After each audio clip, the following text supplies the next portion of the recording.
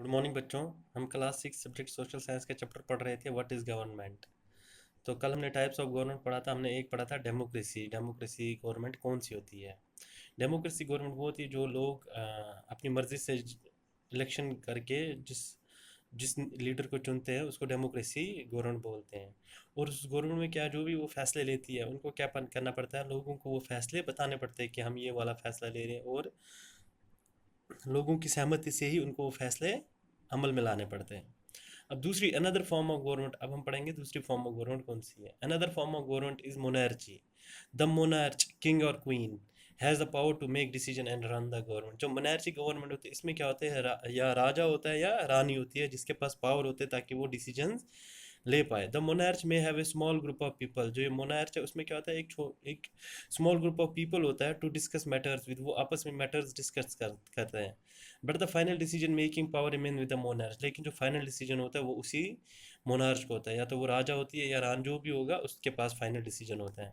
Unlike in a democracy, kings and queens do not have to explain their action or defend the decision they take. जैसे democracy में क्या होता था कि जो सरकार जो भी एक्शन या जो भी फैसले लेती है वो लोगों को बताने पड़ते थे, लोगों की सहमति से लेने पड़ते थे।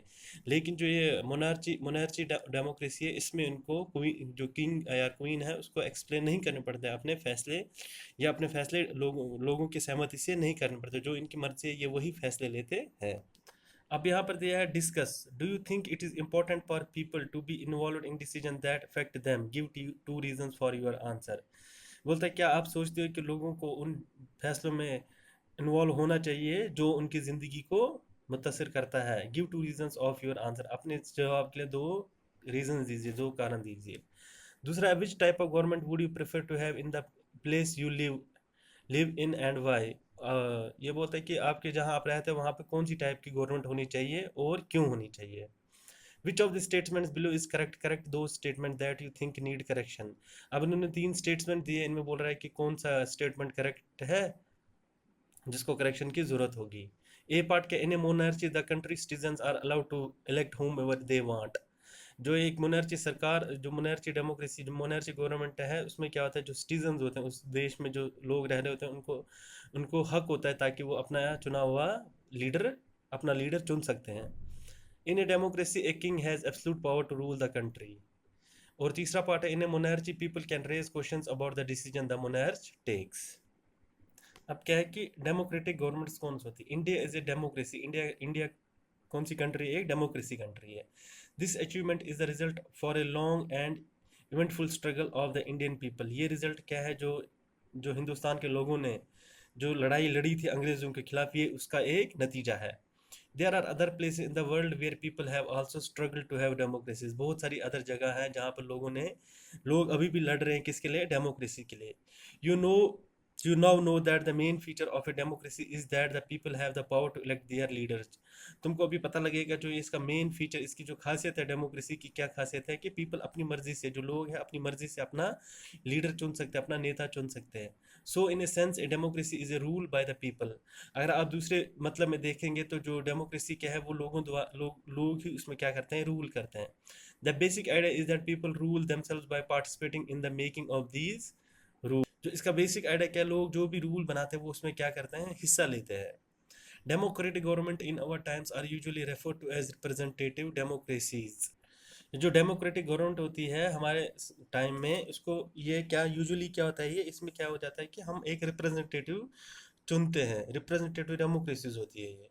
इन रिप्रेजेंटेटिव डेमोक्रेसी, जो रिप्रेजेंटेटिव डेमोक्रेसी में क्या है, people do not participate directly. जो लोग हैं वो डायरेक्टली पार्टिसिपेट नहीं करते हैं, वो उसमें डायरेक्टली हिस्सा नहीं लेते, बट इंस्टेड, लेकिन इसके अलावा चूज देयर, वो क्या करते हैं, अपना एक रिप्रेजेंटेटिव चुनते हैं through an election process, voting के through. These representative meet and make, लोगों से मिलते हैं, meet and make decisions for the entire population. ये लोगों से मिलते हैं और जो फैसले होते हैं पूरे पॉपुलेशन के, जो फैसले होते हैं उनको बनाते हैं ये। These days, a government cannot call itself democratic unless it allows what is known as universal adult franchises। आज के दिन में सरकार अपने आप को डेमोक्रेटिक नहीं बोलेगी कब तक नहीं बोलेगी? अनटिल, तब अनलेस, तब तक it allow that is known an universal adult franchisee, जब तक ये यूनिवर्सल एडल्ट फ्रेंचाइज को अलाउ नहीं करेगी। अब यूनिवर्सल एडल्ट फ्रेंचाइजी क्या होता है बच्चों? This means that all adults in the country are allowed to vote. जो यूनिवर्सल एडल्ट फ्रेंचाइज के मतलब क्या है कि जितने भी लोग, एडल्ट लोग जो भी कंट्री में हैं, उनको क्या होगा? वोट देने का हक नहीं होगा।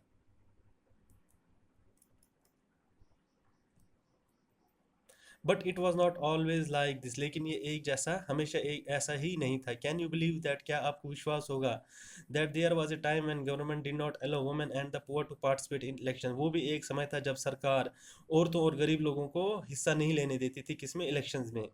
इन their earliest forms governments allowed only man who owned property and were educated. जो ये पुराने ज़माने में क्या होता था, सरकार उन्हीं को अलाउ करती थी इलेक्शन में वोट डालने के लिए जो अमीर होंगे, जो इनके पास अपनी प्रॉपर्टी होगी, या जो पढ़े लिखे होंगे।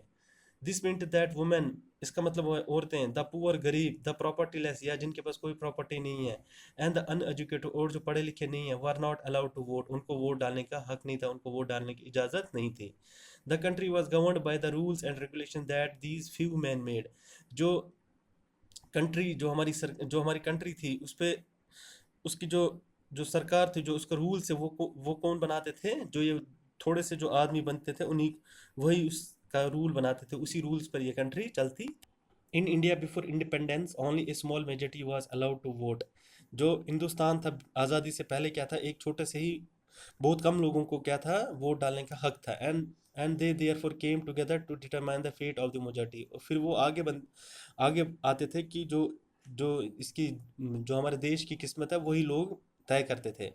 सेवरल पीपल, बहुत सारे लोग, इंक्लूडिंग गांधी जी, और जिसमें गांधी जी भी थे, were shocked at the unfairness of this practice. वो बहुत ही शौक थे, जो ये अनफेयर, जो भेदभाव था, इसके लिए वो बहुत ही शौक थे। And demanded that all adults have to right to vote. और उसने डिमांड रखी कि जितने भी हमारे मुल्क में एडल्ट लोग हैं, जितने भी हमारे मुल्क में लोग हैं, एडल्ट लोग हैं, उनको क्या होना चाहिए? वोट डालने का हक होना चाहिए। बालिक लोग हैं जिनको, वो उनको वोट डालने का हक होना चाहिए। This is known as universal adult franchisees. इसको क्या बोलते हैं? Universal adult franchising. Writing in the journal Young India, एक किताब लिखी गई थी गांधी जी ने एक किताब लिखी थी, क्या नाम था उसका? यंग इंडिया, इन 1931 में लिखी थी। गांधी जी ने बोला था, I can not possibly bear the idea that a man, मैं ये आइडिया को बर्दाश्त नहीं करूंगा, that a man who has got wealth, वो आदमी जिसके पास वेल्थ, धन दौलत है, शुड हैव द वोट, उसको वोट डालने का हक है। बट दैट ए मैन, लेकिन वो आदमी, हु हैज़ गॉट करेक्टर, जिसके पास चरित्र है, बट नो वेल्थ, लेकिन उसके पास पैसे नहीं है, और लिटरेसी, या उसके पास, या वो पढ़ा लिखा नहीं है, शुड हैव नो वोट, उसके वोट डालने का कोई हक नहीं है। और that a man who works on honesty, और वो इंसान जो मेहनत से काम करता है, ईमानदारी से काम करता है, by the sweat of his bro, अपना खून पसीना निकाल के, खून पसीना एक करके, पूरे दिन दिन में खून पसीना एक करके वो वोट नहीं डाल सकता है, क्योंकि उसका क्या जुर्म है? कि वो एक गरीब आदमी है। तो बच्चों, इसी के साथ आपका ये चैप्टर खत्म होता है। Thank you.